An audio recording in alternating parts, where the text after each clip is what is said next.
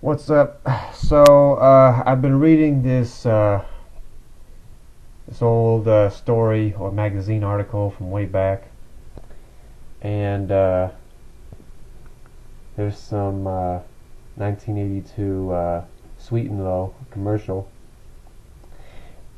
That's besides the point. Anyway, sorry about that.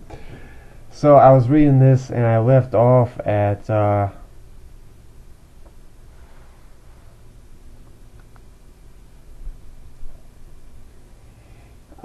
I keep thinking, could it happen here? Would we be fighters? But it's so hard to think about fighting in the streets when you're talking about La Sainaga Boulevard, you know? Peter nodded. I don't think violence ever solves anything. I don't know. It might be different if it was for a reason. Not like the war, for something you believed in. I don't believe in war at all, said Peter. I decided to register as a CO. Can you get it? I don't know. My father will kill me if I do. But I don't care. If I can't get it, I'll go to Canada. He took her hand. Lauren imagined the two of them, principled and fearless, speeding up the coast. Continued on page 121.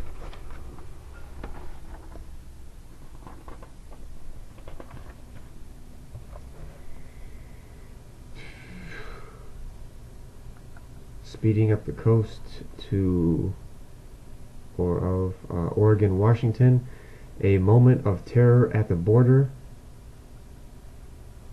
then the open spaces and sunlight of Vancouver. Freedom. They would have a hillside house and talk about cameras. Peter bent to kiss her. Lauren stretched up. Their timing was off, and their teeth clicked together. They were both embarrassed, pulled back, then hugged so they wouldn't have to look at each other. Peter's body was lanky, all edges and angles. Lauren held onto him, her hands resting, fingers spread on the blades of his thin, hard shoulders. It was quiet. There was the low humming noise of crickets. Lauren felt Peter raise his head. Look how clear the sky is, he whispered. Listen, it's like all the stars are chirping. His hair fell across her face as he bent down again. It was late when he left, but Lauren was wide awake. Her mind kept opening and closing like a fist, trying to grab hold of something that wouldn't stay still. Peter's shoulders, Vancouver, sunlight on ocean water, Jean, Christophe, who heard music even in the wind lifting the wings at her back, the smell of orange peel on her fingertips. She felt something, but she didn't know what it was. She took her transistor off the nightstand. It was the radio she used at the beach. Sand trickled out onto the pillow. The disc jockey, hysterical with late-night energy and the suspicion that no one was listening, predicted the weather and hit-bound songs. The music sounded tinny. Lauren lay and listened, rubbing the rough grains of sand between her fingers, waiting for sleep, but the feeling inside her to define herself. Oh, for the feeling, yeah. Love, said Mr. Royer, I'll tell you about love. One of these days I'm going to buy myself a plane ticket to Pago Pago under an assumed name. The morning I leave, I will not call in sick. You will have a substitute. I'll push my car off the end of the Santa Monica Pier and plant a bomb in my house that'll explode when I'm halfway across the Pacific. When I get to Pago Pago, I'll find a lovely young native girl. We'll spend the rest of our lives together cracking coconuts. Since I don't know Pago, And she won't know English, we won't talk, which will simplify things greatly, since men and women speak different languages anyway, and that will be love. Mr. Royer, you're just like a man, you're so cynical, protested a wide-eyed girl whose poetry Mr. Royer politely detested, and who was not one of the lunchtime crowd. Me? Mr. Royer struck his chest with his fist and leaned over the podium, eyes gleaming. My dear, I am the original, the eternal romantic. You are looking at a man whose heart is covered with scars from being buffeted around and bruised so many times. My callous young things like yourself. By callous young things like yourself. Men cynical? My God, look at Dante, look at Goethe. Men are the true romantics of this world. If you women who are the cynics, faithless, fickle creatures that you are, he glanced briefly at Lauren, excusing her. Most of you, anyway. Why not? Asked Peter. Just because. Lauren edged away. Her hair was stuck with sweat to her forehead. Her clothes were a mess. She pushed down her shirt, snapped her jeans, and sat up. Peter looked wounded. They were parked in his van near the beach. Warren could hear the sound of waves from one direction, traffic sounds from the other, and Crosby, Stills, and Nash from the tape deck on the dashboard. The back of the van was curtained off with the same paisley material that covered the windows and the mattress on which they were lying. It was stuffy, the air was moist, and smelled of sweat, weed, and gasoline. Is it because you're afraid? I'm not afraid. There's nothing wrong with it. I know there's nothing wrong with it. Jesus. It was enough to make her crazy to be so misunderstood. She who Mr. Royer knew was a free spirit, who was after a love that was all wildness and passion, was sounding like some uncool, terrified virgin. But how was she supposed to explain that it wasn't it that was wrong, but this?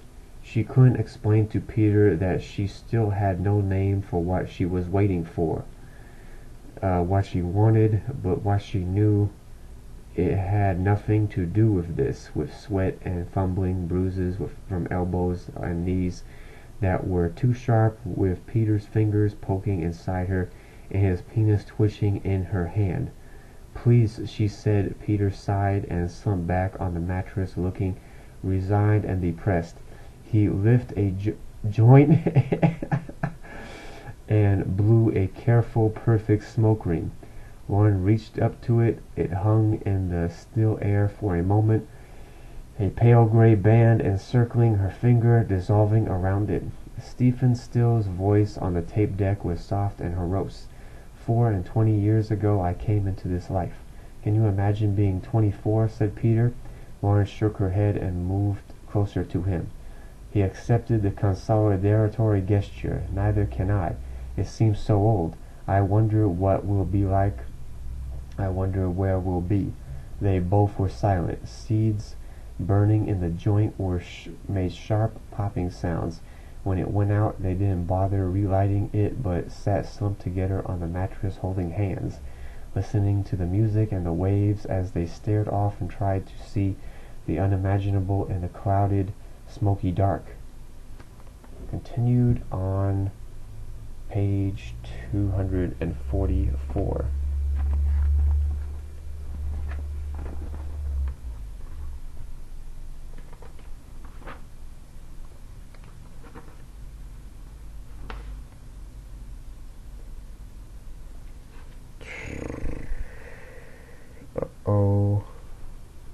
Oh, wait a minute. Where?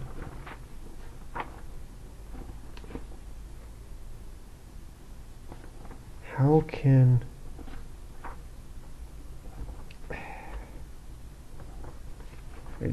find this. Where is this? Let's see if I can find a page number. Oh, that's what happened. I don't know if you can see this or not. You see that right at the bottom? That's the page number. When they printed this way back in the day, apparently there's no page numbers on this because it was, the machine didn't record it or print it or whatever. 244.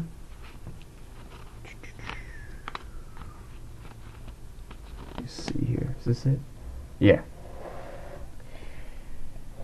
All right. 244. Yep.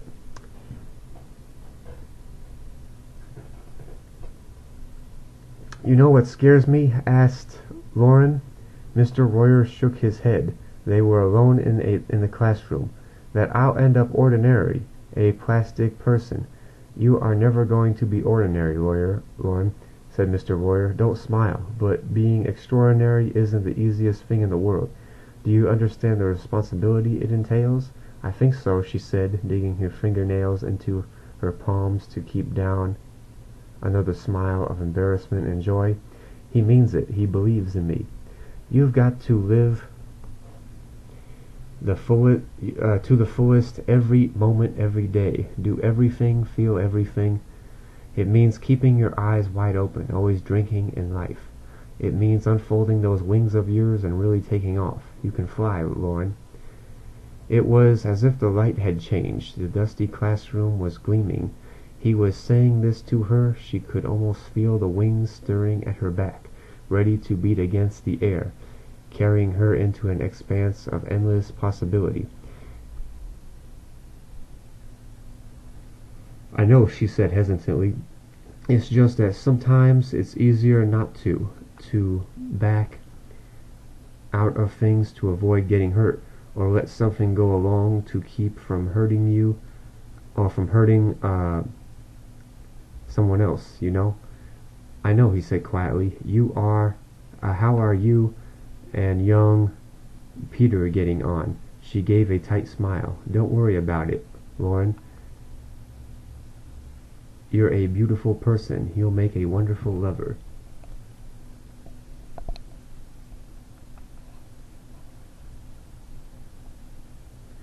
If I ever find him, she said. You will. There's a man waiting for you who will be everything you deserve. You've got to look till you find him, and that means giving of yourself to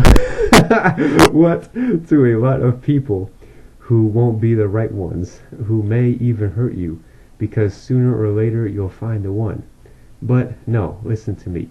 When you find that man, he'll be glad for all you've done.